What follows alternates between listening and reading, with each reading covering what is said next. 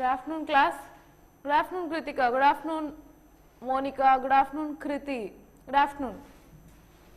Fine, let's see today's daily current affairs on the paper Hindu. Let's see what are the important articles.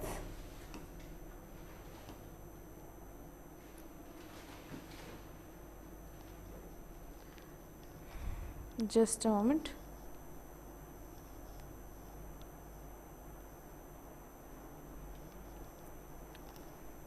Fine. So, what does this article say? IT teams survey BBC offices over violation of laws.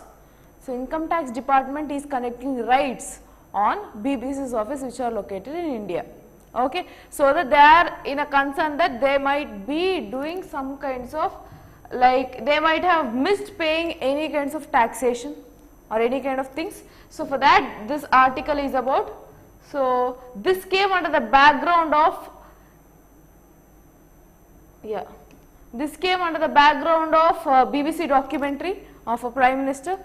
So, the income tax authorities are currently in the offices of BBC in New Delhi, Mumbai. Why? And we are fully cooperating. We hope to have the situation resolved as soon as possible, says who? BBC's spokesperson. And why this came? This came under the light of the current documentary stating India the Modi question. So, in background of that this issue came, and currently they are in the offices of BBC checking for their complaints of IT, that is all. Okay. Nothing more than that. Let us go to some other article.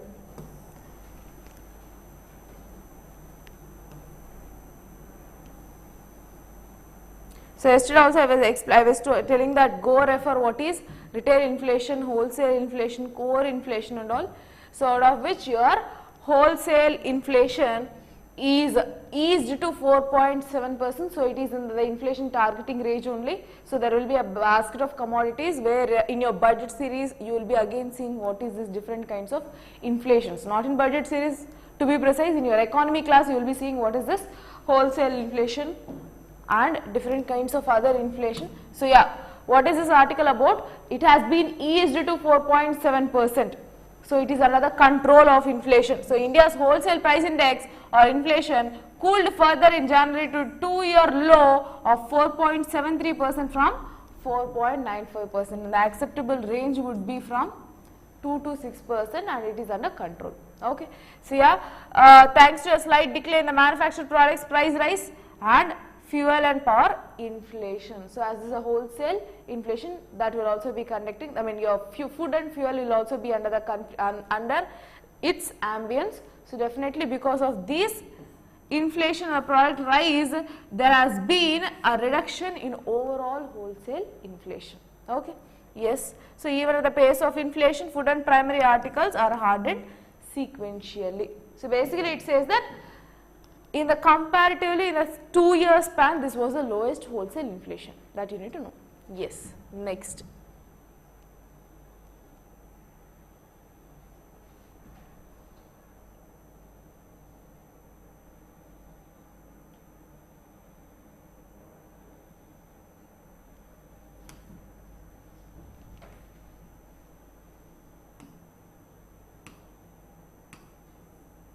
Local news.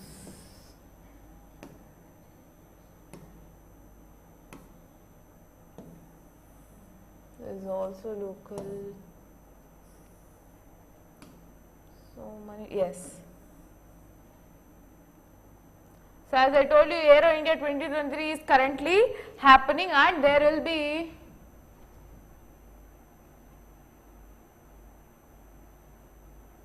basically index is something which it represents, okay, whereas inflation in the sense the price rise, that is all. That is a basic difference, but both actually have the same basket of commodities. That is the similarity between wholesale inflation and wholesale price index, but index is something which is indicating, and your inflation is the price rise in that particular commodities. It can be used synonymously too. Okay, fine. Next. So, US Air Force B-1B Lancer lands at Aero India 2023. So, at Aero India 2023, there was one other flight jet. So, a long range bomber force, America's long range bomber force, which is B-1B Lancer, lands at Aero India 2023. So USA is showcasing its own state of art in our country.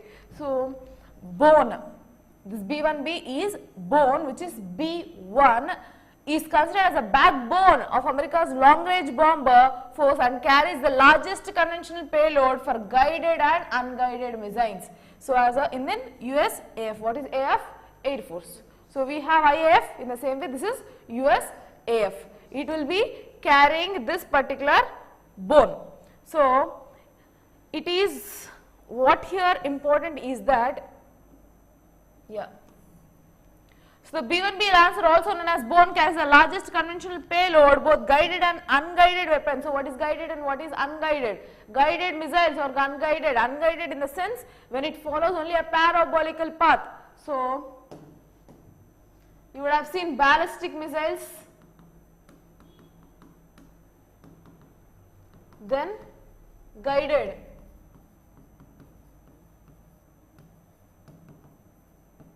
So you can consider ballistic missiles under unguided. So what is the difference? So if you have a particular missile being launched, then it travels to a certain extent into air, and from here it acts on the gravity to hit a particular target. So it is not a guided one.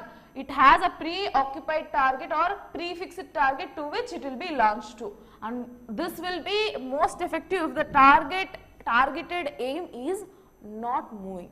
So it's not mobile, it is stationary or static into that place, then that is called your ballistic missiles which will be launched. So here your gravity acts from the second half of the distance and a parabolic path will be there. Whereas guided is something where if a particular aim is being targeted by a particular missile, so it follows wherever this aim goes, wherever in whichever path it goes, this guided missile follows in the same way and try to hit the particular target.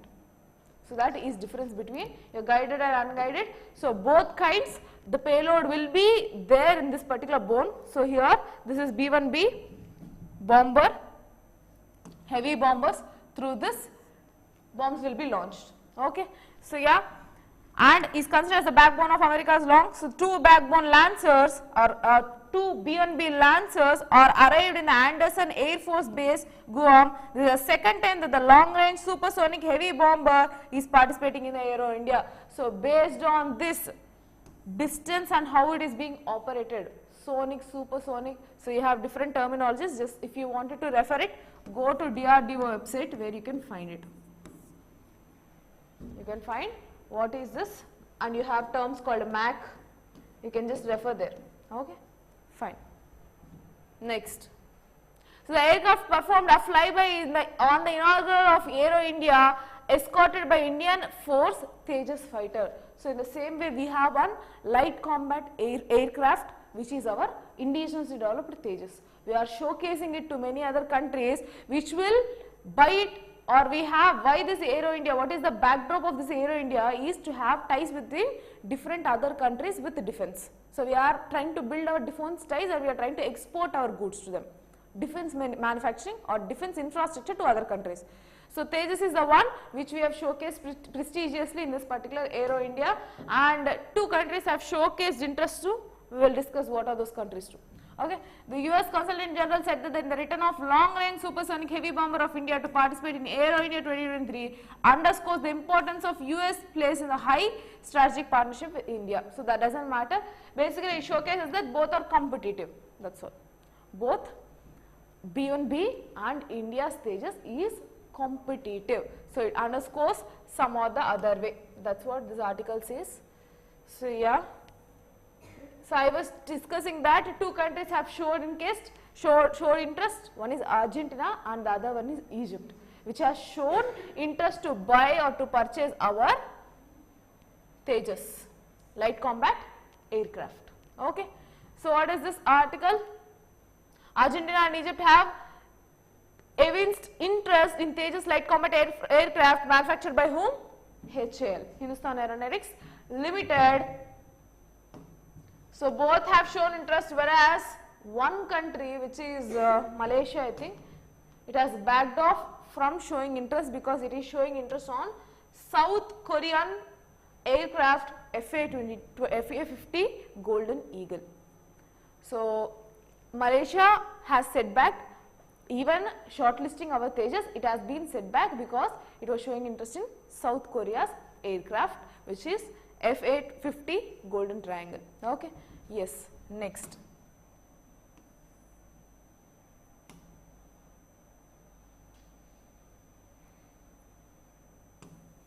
Yeah, that is about that article.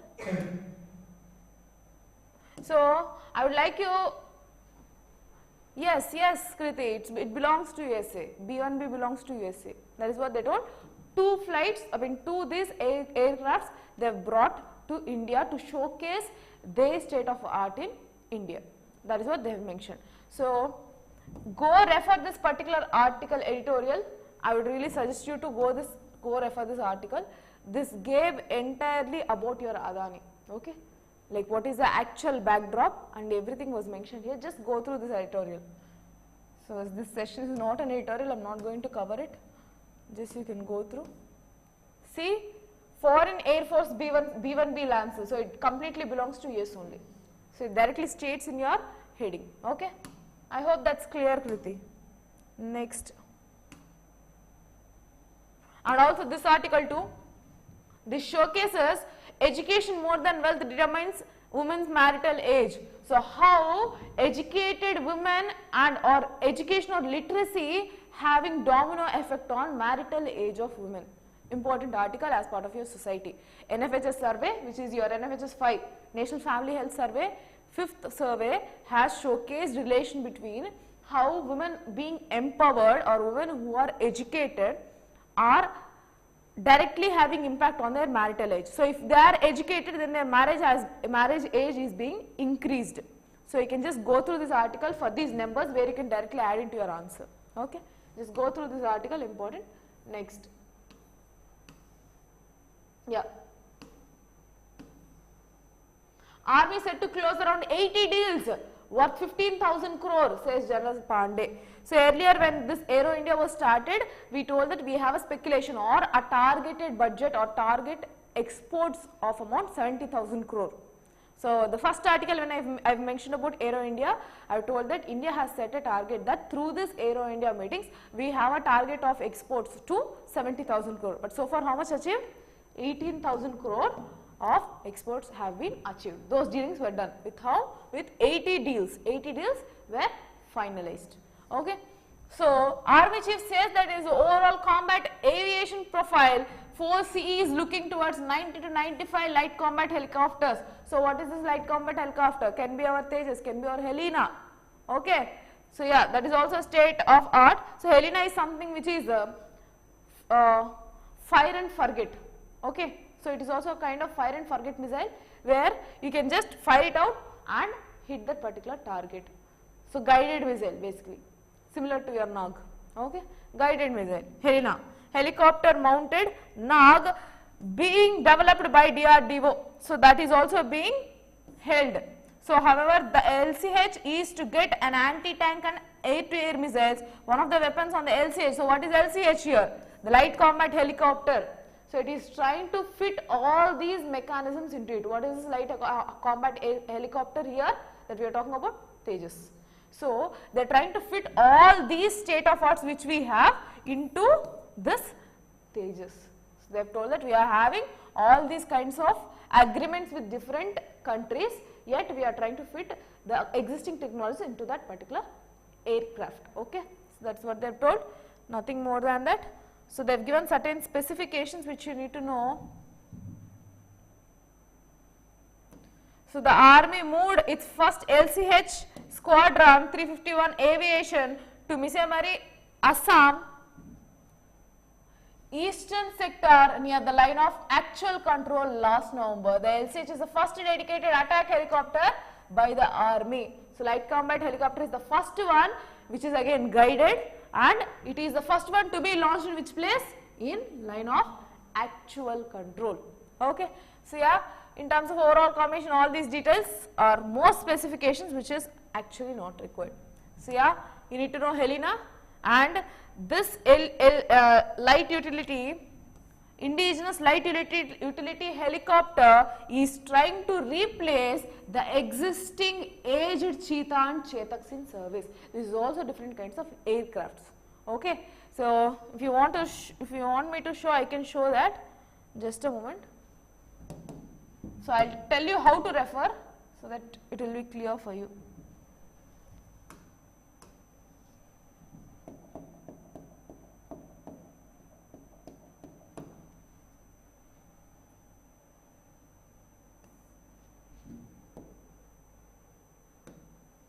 So whatever defense is concerned to, just go to this particular website where you can see every other details mentioned.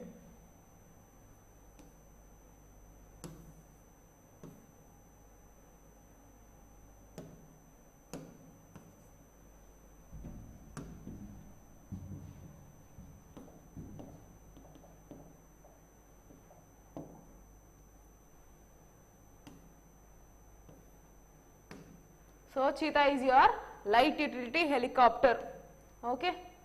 So the latest development in that is that this is cheetah, and for that they are developing this particular helinet. Helinet is something which can carry. So they have given certain specifications on how it can carry. Okay. So this is your cheetah, and this age old one. So it is going to be replaced by this Helena. Helena, no, light utility helicopters. Okay. So yes, that is about this article, nothing more than that. So you can also refer what are the latest technologies that India is having in defense. Okay. Next.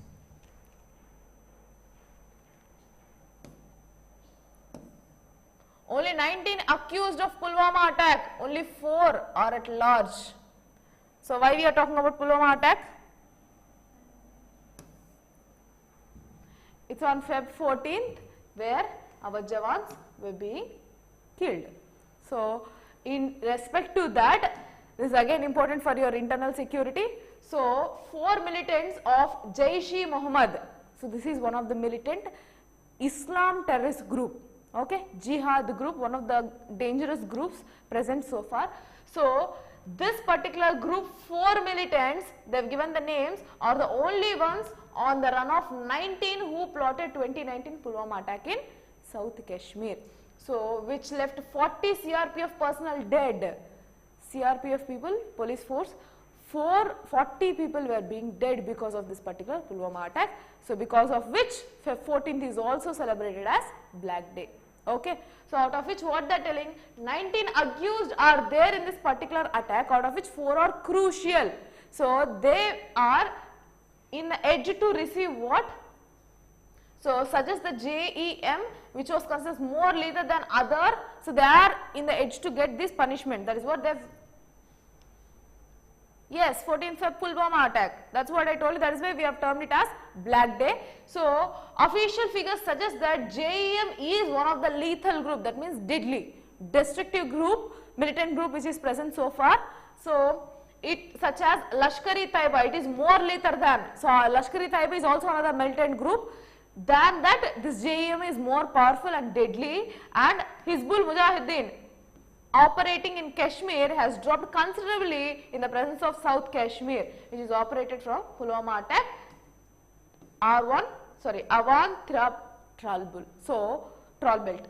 So what this particular article says is that for this attack of Pulwama and the existing terrorist groups which are present in India, JEM is the one which is attacking severely, which is most destructive. Apart from that, what are the other ones present? Lashkar-e-Taiba and Hizbul Mujahideen.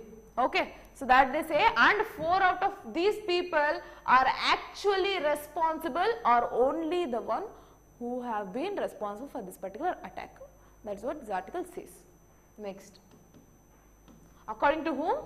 J&K police have given that statement. Okay, next.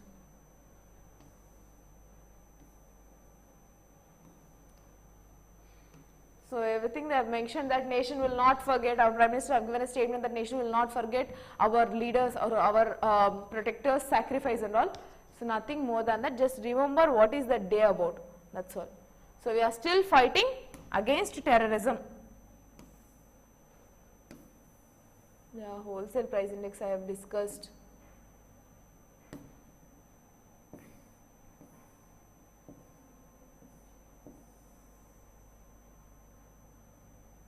So, in wholesale index only, the food inflation which had moderated sharply from 2.5% in November to 0.65% in December rebounded almost to 3%. That means food inflation has increased from 2.5 to 3%, that you need to know.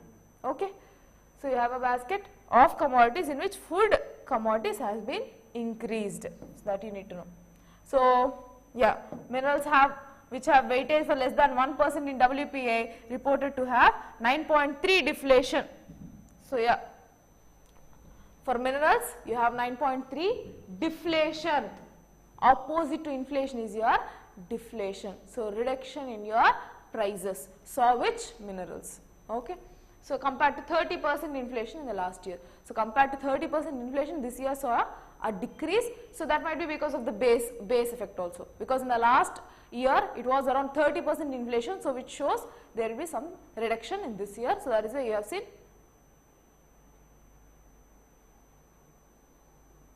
Of course Kriti Singh, that is what 40 CRPF officers were dead because of Pulwama effect. That is why we remember that day as Black Day. We should not forget the days. Okay, fine. Next.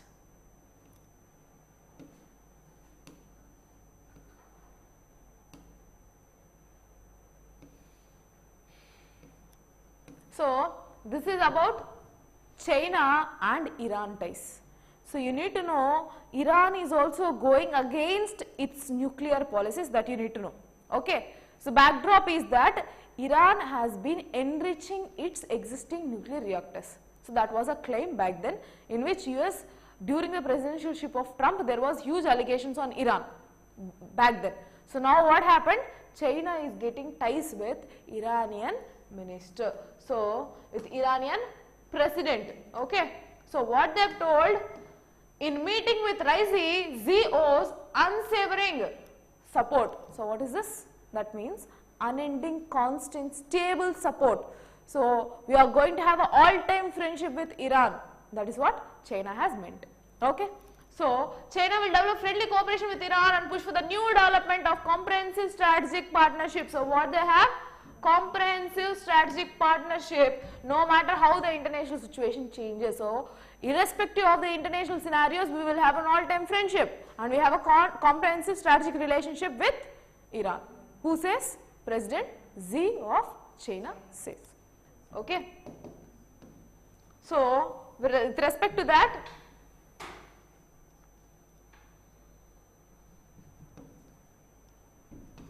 so in this sense, China's deepening cooperation with Iran has also an anti-hegemony and anti-bullying feature.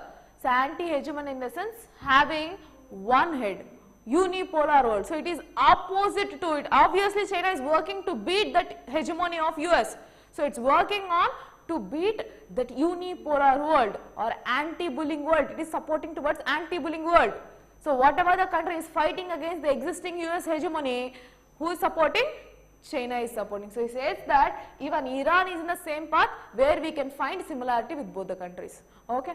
And both China and Iran uphold independent foreign policies firmly dependent on the principle of non-interference in the internal affairs on international occasions. That means, if there is any international scenario issue that is going to the either of the countries, then both countries will not involve into each other internal matters. So, it will neither support nor disagree. So, that is like a basic on top which they are doing. In the same way they are supporting Russia too. So, they are telling that we are neutral, but they have told that it is a Russia neutral. So, you would have seen a particular article back day, in the previous days, where there was a support of China towards Russia. So, staying neutral or staying towards Russia neutral. That was a editorial which was of again importance back then. So, safeguard the common interest of developing countries is conducive to promote. So, it is to promote a unity in the US hegemony or to develop a different scenario in the existing US upholding. So, what it says, it is working towards multipolarized world than unipolar world. Okay, so that is about it. And what are the events that they are focused on, that is important. One key issue of the agenda was taking forward the authorizing 25-year cooperation agreement signed in 2021 but yet to be implemented, under which Beijing is reportedly considering long-term investments up to 400 billion in various sectors of Iran's economy. So you need to understand here, Iran again, explain the term unipolar and bipolar. So yeah, for that I need to take you to back to Cold War times. So back then there were two worlds. So it was USA or the western part and the eastern countries part, where Soviet Union used to be there and the western countries used to be a one block. Two blocks were there back then. Okay, and later on what happened? This, after the disintegration of USSR, there has become a only single or unipolar world which is focusing on USA. So you need to go on to your world history part to cover about, I forgot this term, that's why, yeah, sure Kriti, no problem. Sure Kriti, you don't need to worry about that. Whatever doubt you have, you can ask me. Okay. So there was two different blocks, Eastern bloc and the Soviet bloc. Sorry, Soviet bloc is your Eastern bloc, and there was used to be a Western bloc. These two blocks used to be there, which was a bipolar world, and then it has come after the disintegration post 1991, then it has become a unipolar world of US. Until now, we are focusing on to convert this unipolar world, US hegemony, in the sense the supremacy of US, you can say. Okay. So we have a separate topic. If you go refer your NCERT, you will be having about this world history. So we are working on to convert this US hegemony or US unipolar world into what? Multipolarism or multipolarized world, basically. So that is what China is also currently working on. With respect to that, what China has did is that it is having a positive bond, or it is developing a positive bond with the countries which are working towards multipolarism. Okay. So in that same case, it has got into an agreement of 25 years, see, a 25-year cooperation agreement with Iran, and it is in the way yet to be implemented yet. So it is in the edge to implement $400 billion into infrastructure development in Iran. In which areas? From infrastructure to oil and gas, in return supplies of Iranian oil. So the mutual understanding is that China will be issuing $400 billion to Iran to develop different infrastructure facilities and oil and gas development in Iran. In return to that, China will get what? Iranian oil. So it is decreasing its dependency on some other Saudi Arabian countries or other Arab countries. Okay. So it is decreasing its dependency, and they are trying to form an alliance. Okay. Is it clear for you, Kriti?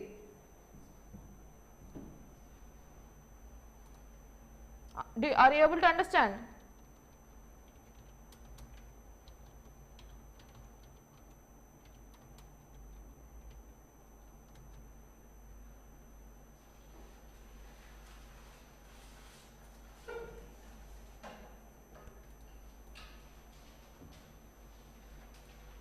So I hope that is clear. Trinayan Kothwada. Good afternoon. Good afternoon, Trinayan. So yeah, basically during Cold War times there were bipolar scenario, bipolar world, where you have US at one end and Soviet Union at another end, and there was a Cold War because both countries are in the capability to have or to wage war on each other, but both countries are not affordable, or they are not in a position to afford the post scenarios of war. So that is why they had this Cold War. So they had issues with each other, but they never confronted each other into a proper war. Okay. So that is why it is called a bipolar. So bipolar world, and post disintegration of USSR, what happened? So that LPG reforms is after this particular disintegration. So where it had a domino effect on India's economic policies, where we were completely closed economy and somehow we were depending on Russia for our deals. Rest all other deals we were completely dependent on Russia, but after this we have shifted towards open economy. So the domino effect was on India, where we went to LPG reforms, where we have opened our market to the world. So till then we were like we are mixed economy, yet we were completely lenient towards socialist ideologies, but after 1991 we have converted and now we are a bit lenient towards capitalist form of economy. Okay. So here post 1991 USSR, what happened? It has become unipolar, where you can see US hegemony or US supremacy of the world. So some of the other countries, what happened during this US hegemony? After this there is other scenario, you cannot stop there. So post disintegration there was a unipolar world tendency for US hegemony.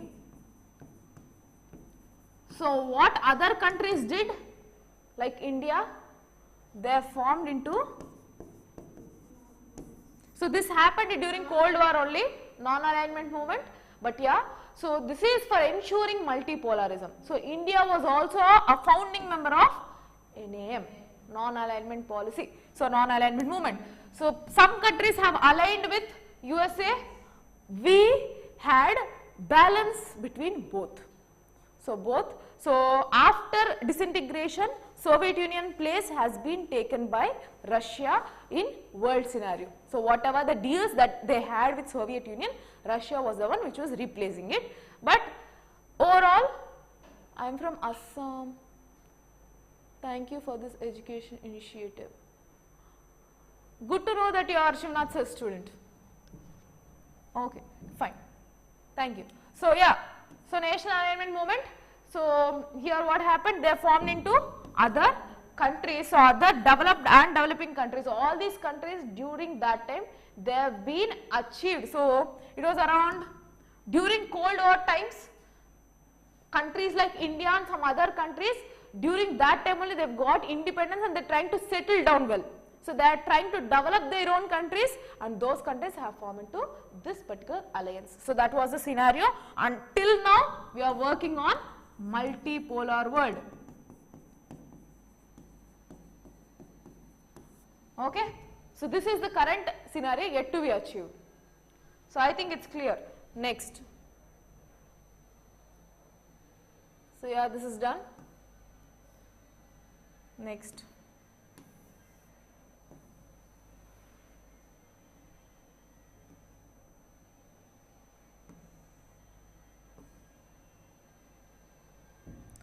So what Beijing says is that now Beijing tells US to investigate balloons.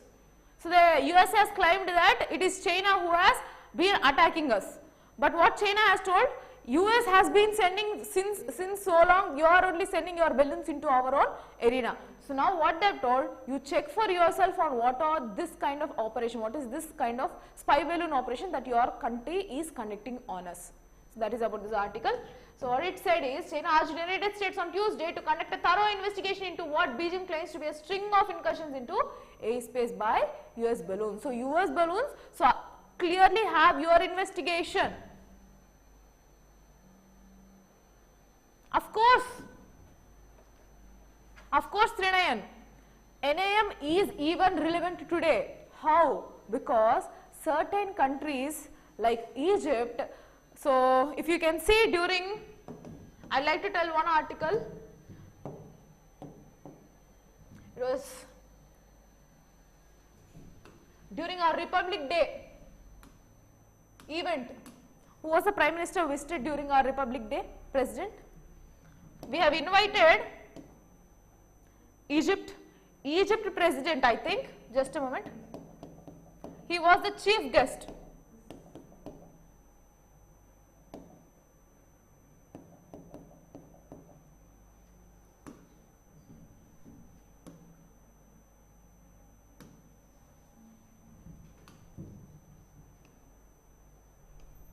So see here, during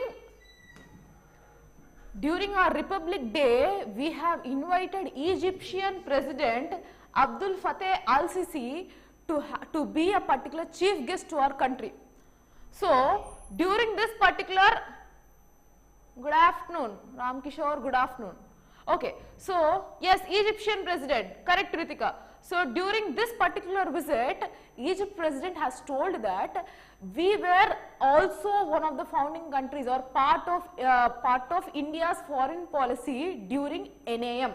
So, it is still reviving in nature. So, we are still working off. This non-alignment movement has taken its shape into what?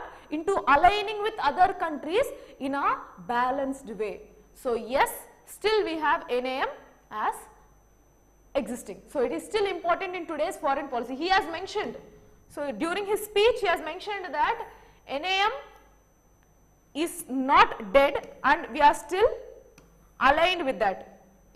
I don't know where that speech is, but yeah, you can just go through that, that particular article by Hindu. So, there he has given a statement that NAM is not dead. We are still aligned with that and we will still work on multipolar world. He has clearly mentioned about it. Yes, yes Trinayan. So, you can just go through that. NAM is still an important topic to be discussed, okay. So, yeah, it is not mentioned here, but yes, you can just go through that particular article. So, it is of importance. Next. So, yeah, this article says that please investigate for yourself on what happened by what actually US government is going through or what they are trying to do with air balloons that is being sent to Chinese territory. That is what this article is. So, yeah. Next. So, Adani's, once it is done, we will be discussing it, no problem with that.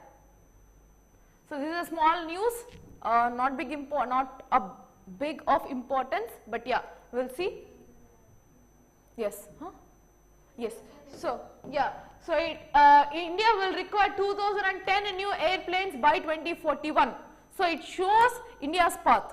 So, we are again focusing on what? Our infrastructure development, out of which, so your airspace of India requires around 2210 are new aircraft that are being required for India by 2041. So, India will require around 2210 new airplanes over the next 2 decades, of which 1983 units will be single aisle jets, while 227 units or 10% of the new air deliveries will be wide body aircraft. US airspace company Boeing said on a commercial market. So, it says that its current target speculations by 2041 would be 2210 more aircrafts necessary.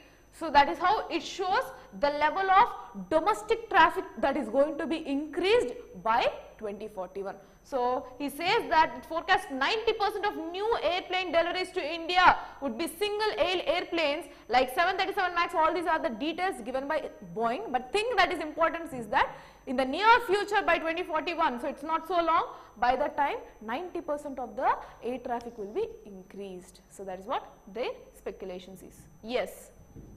Next. So, that is about that article.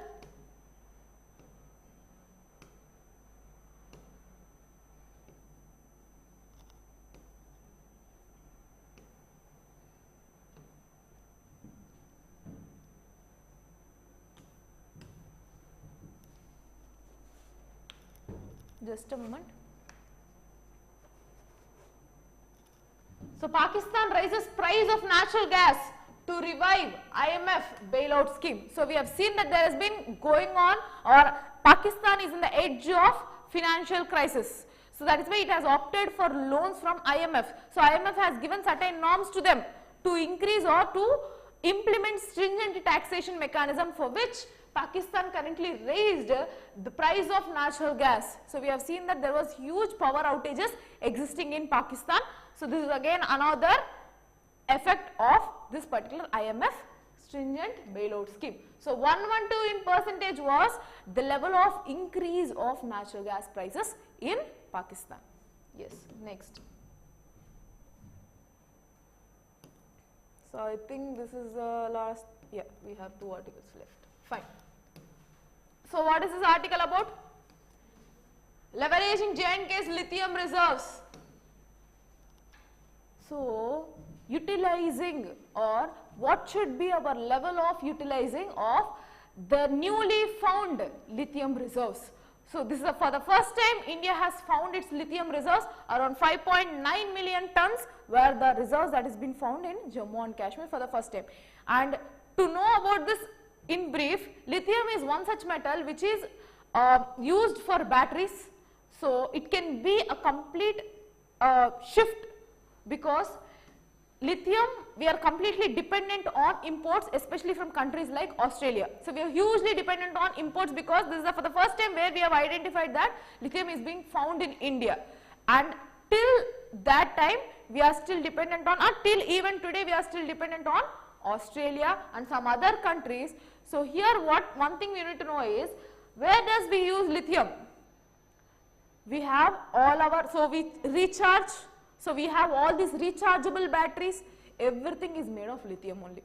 Most often they are made of lithium only, and they can be a perfect backup for your renewable, or perfect backup or alternative for your non-renewable sources. So, it is a conversion of India towards renewable or clean energy.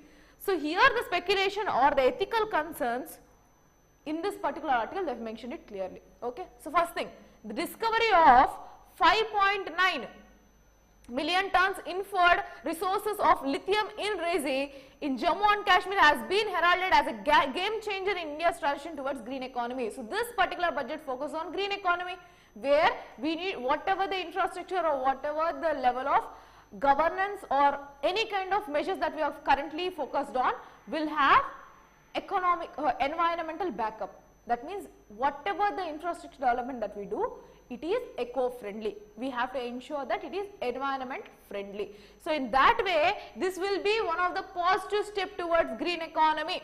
So, India's market for critical metals is projected to reach a compounded annual growth rate of 23.76% by 2028. So, speculation that India's market towards critical metals, so lithium is one of the critical metals.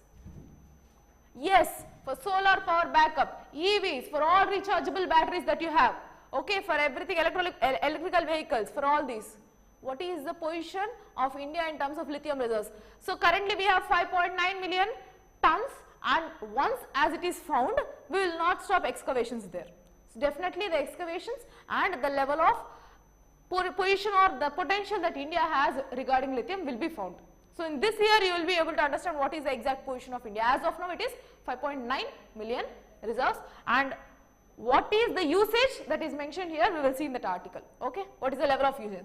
This will also help in advance Indian government's ambitious plan of 30% EV penetration into private cars. So, what is our aims? That is again important. What are our goals? So, first thing is 30% EV penetration in private cars, and 70% by which year? So, I am noting it down here so that you can also remember. So, by the year 2030, our target towards, so one of our targets towards renewable energies or usage of clean energy, step towards green economy. So, which includes your green infrastructure. Okay. For this, what are our aim or goals? So, number 1, your 30% EV penetration, electric vehicles penetration. Number 2, 70% electrical penetration in what? In private cars, that means which we hold. Okay. So, yes, private cars, okay, automobiles basically. Next, 70% commercial vehicles and 80% for 2. So, 70% of commercial vehicles. These targets are important, where you will be mentioning that what are the steps taken by India, or what are the current targets for us to have steps towards environment, okay, to be environmental friendly, what are our steps. So, next, what is the other target? 80% for 2 and 3 wheelers by 2030. That means for 2 or 3-wheelers, that can be your autos or 2-wheeler vehicles. What is the target? 80% is the target. So this you need to understand. These are our current targets for what? Electric vehicles. So for all these you have batteries which are completely reliant on what? Lithium. So why we are discussing about all this? Okay. So what is India's current found one?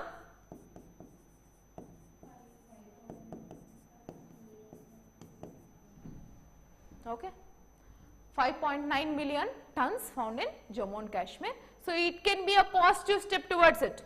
Yes. Yes, towards Panchamrut, correct. Next. And you have, so if you've gone through your budget, your Saptarishi.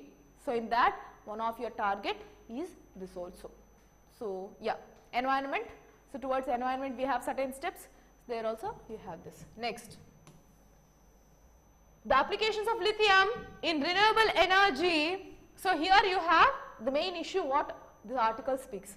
The application of lithium in renewable energy infrastructure often obscures its significant and environmental consequences. Extracting lithium from hard rock mines similar to what has already been proposed in J&K entails for open pit mining. So the issue comes here. Now we have found that there are reserves of lithium in Jammu and Kashmir. Now we need to extract it out. So we have to extract it out.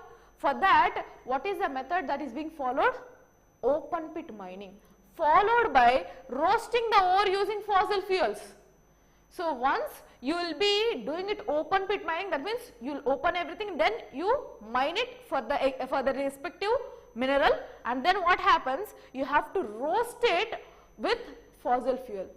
So where there is economical friendly nature here, when you are again using fossil fuels for it, extraction. So for extraction when you are using fossil fuels, then where is economical friendly nature here? That is a question. Okay. So that is one of the issue. So industry estimates suggest that this process consumes 170 cubic meters of water and releases 15 tons of carbon dioxide into every ton of lithium extracted. So for every ton of lithium extracted, so per 1 ton you need 170 cubic meters of water plus what is the level of carbon dioxide that is being extracted? 15 tons of carbon dioxide of every ton will be extracted. That means that much of carbon dioxide will be released. So that is how can it be benefited to your environment? So extraction itself is causing that much issue. So how much is being released?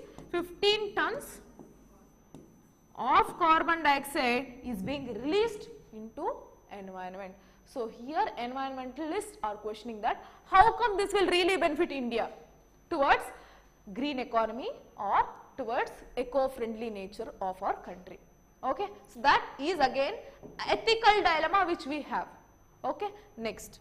India embarks on this new journey. It could learn from experiences of South American countries, especially Lithium Triangle. So who is Lithium Triangle? What are the countries? Bolivia, Chile and Argentina, from which the maximum lithium are being exported, and the lessons from these countries point to the importance of strong regulatory apparatus that can address both the environmental and social consequences of Li mining. Li is lithium. So your chemical formula for lithium is Li. So we need to take inspiration from these countries which are already into the development or into the extractions of lithium and learn on how to have regulations towards both addressing the issues with environment as well as the social concerns. So mining again. So there should not be an issue which has been repeated in Joshimath, where the infrastructure has caused has domino effect or had huge impressions because of their land being subsided into the earth. So in the same way this should not be the case. All are hilly areas, so it is on our head. Yes. So just a moment. We can go to the picture if there is anything available so that I can show you what is open pit mining.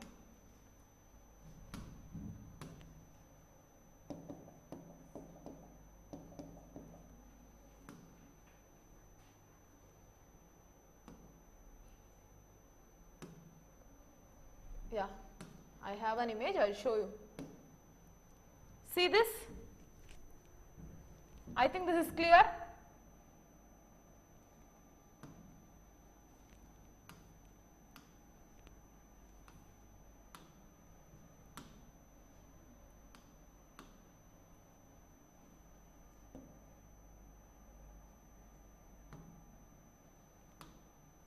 So if you can see, this is open pit mining.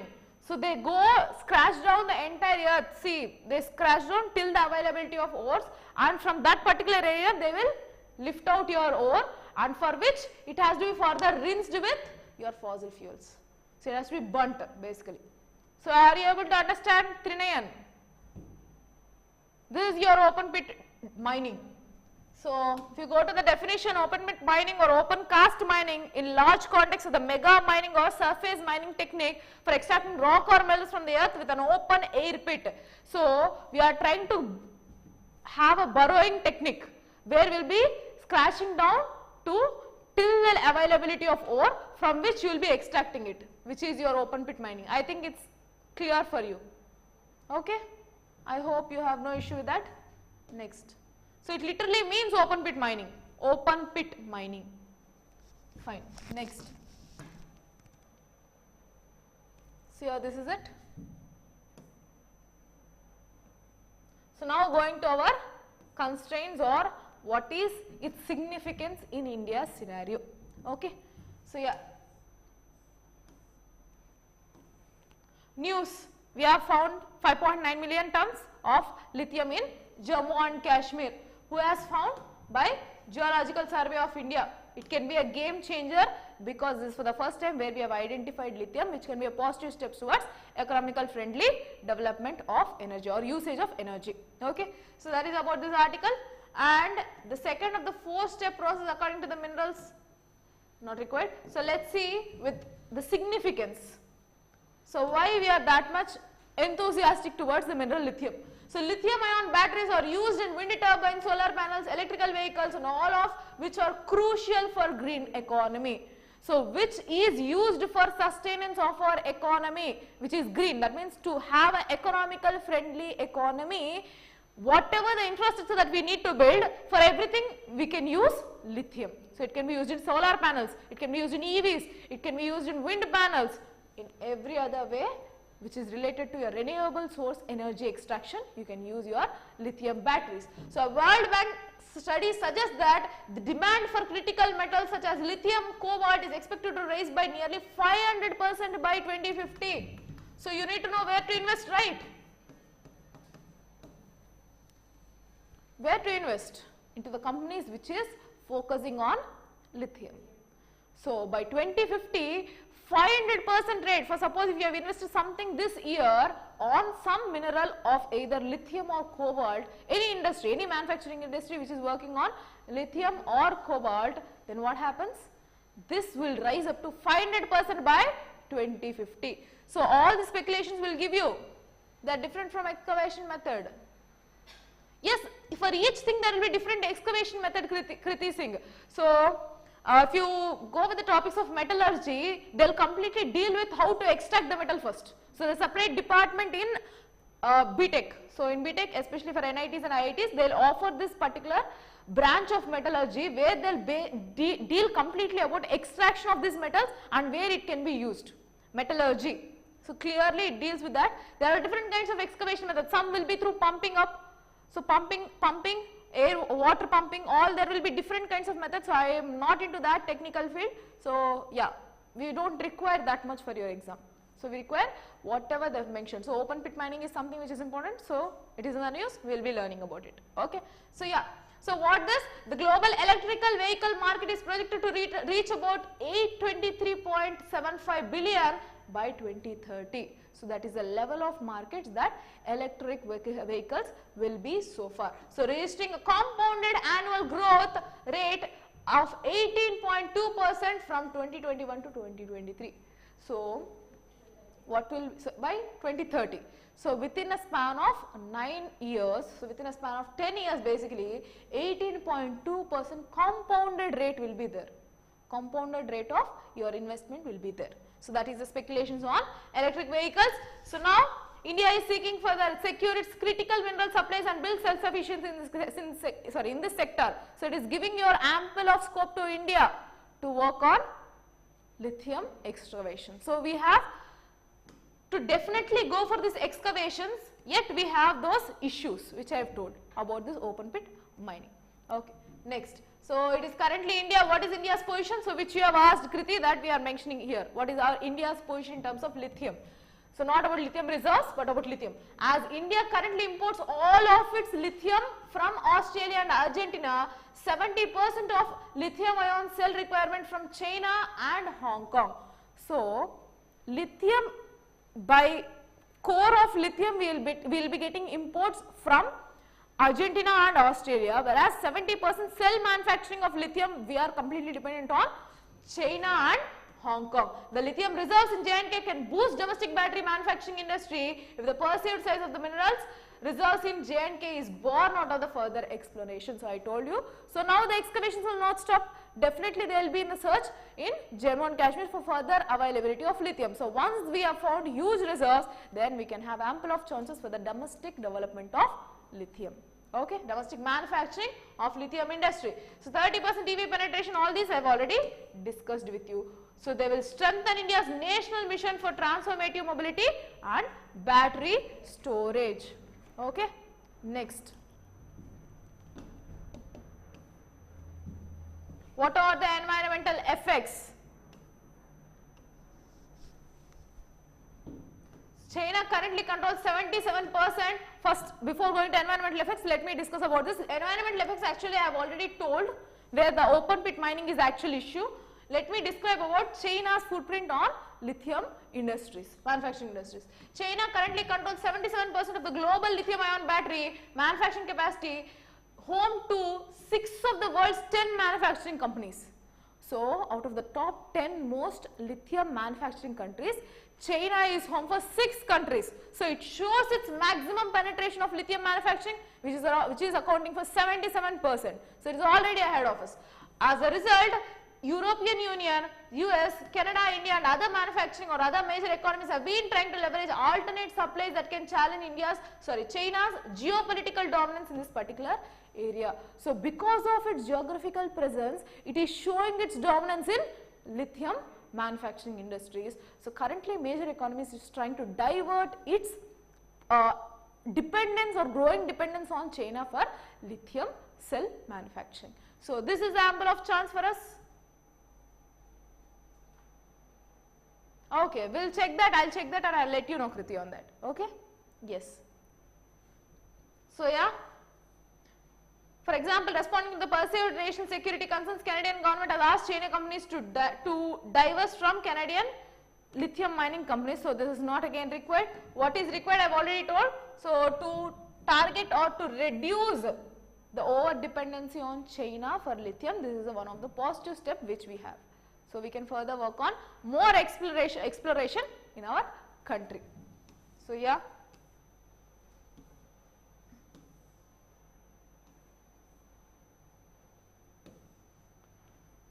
So another issue here, I wanted to go only for your definition part. More than that, as of now nothing is required in this. So whenever there is an issue of ethical concerns again in terms of your AI, open AI, then we will be discussing more about it.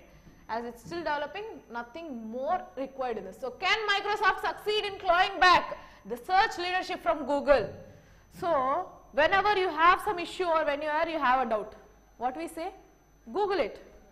Google it and search. So Google has become something that whatever you have a doubt, you will be searching without even like thinking on a second thought. We will be opting for that particular browser to search our doubts. So Google has occupied that supremacy in our search list. Whereas we have some other browsers of Microsoft, we have different other browsers, we have Edge, all are different browsers on, but are we using for it, are we opting that? We are mostly focusing on Google. So that supremacy has been maintained, but now with the upcoming or with the current impact of ChatGPT, who has developed this? Microsoft. So that is being or that is going to threaten Google's supremacy. And now to sustain its search level, Google has introduced similar lines of open AI. So all these are open AI tools, AI artificial intelligence, open AI tools similar to ChatGPT. Google has come up with BART. So let's see what are those and then we can wind up. Okay. For the longest time, Google spearhead algorithm search redefined the web browsing experience on the internet. However, the search giant seemed to have shaky grounds after Microsoft integrated AI-capable ChatGPT into Bing search engine. So when this came, it is trying to shake the existing supremacy of who? Of Google. Next. Yes.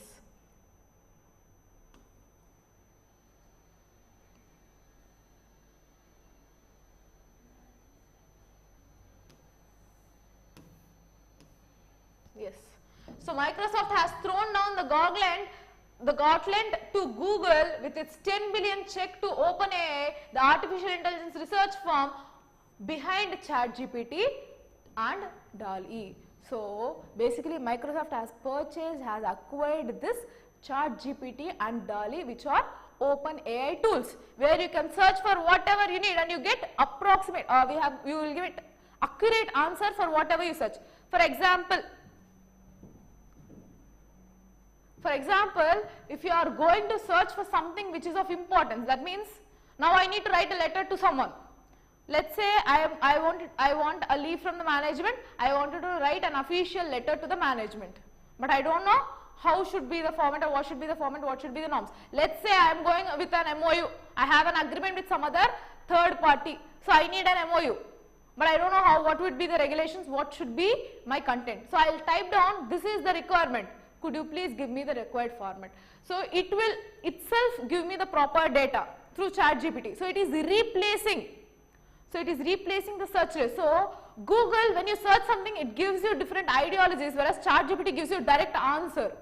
Are you able to understand? So this is one such kind of advantage of ChatGPT. Let's see. So the investment is targeted at packing AI capabilities into Microsoft Search software and cloud systems over the next few years, and the top of that list is Bing search engine ChatGPT compatible. So what is Bing? Microsoft Edge. So Edge is compatible towards ChatGPT. That's what this article says. So now it is clearly looking, Microsoft is clearly looking to shake the grounds of Google for its search list. So people now are shifting towards Microsoft applications. Okay. So BARD, so I just told BART, it's not BART, it's BARD, my mistake. So BARD is one such tool which is being developed by who? Google. So BARD is powered by language model for dialogue applications, Lambda. So what is this Lambda? You know AWS, Amazon Web Services. So through this particular platform, they have developed this Lambda model, which is built on transformer architecture. The credit of this neural network build goes to Google. So they have been working with AWS tool to build this particular platform called BARD.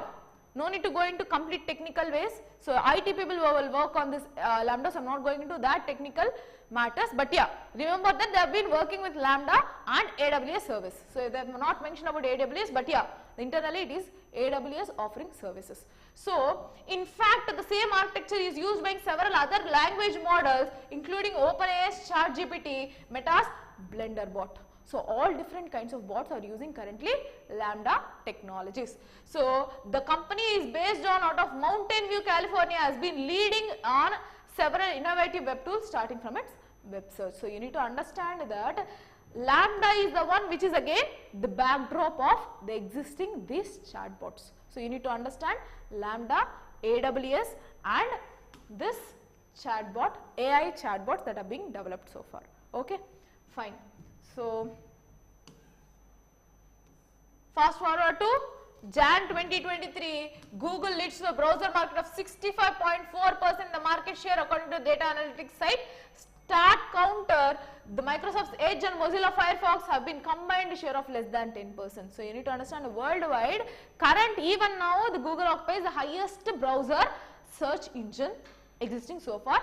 Even after the existence of what are the countries? So what are the other browsers existing, can be Edge or can be your Mozilla Firefox or any other browsers which accounts for less than 10%, whereas 65.4% occupies Google. So that is why they are working on this OpenAI. So AI is going to take, it is going to take many jobs too.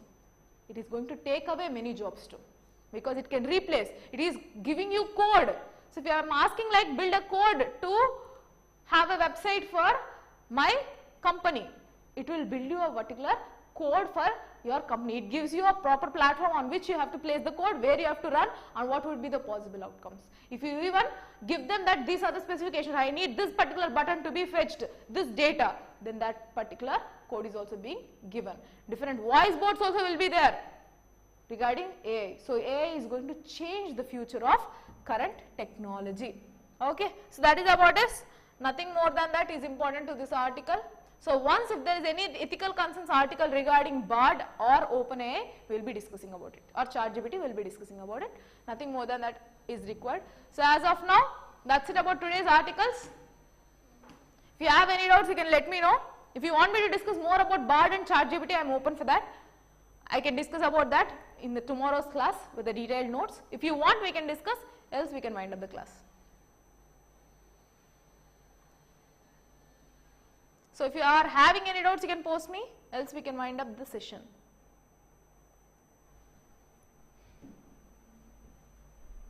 Fine, I hope there is no doubts for you. Great. Fine. Thank you for the session. Good day.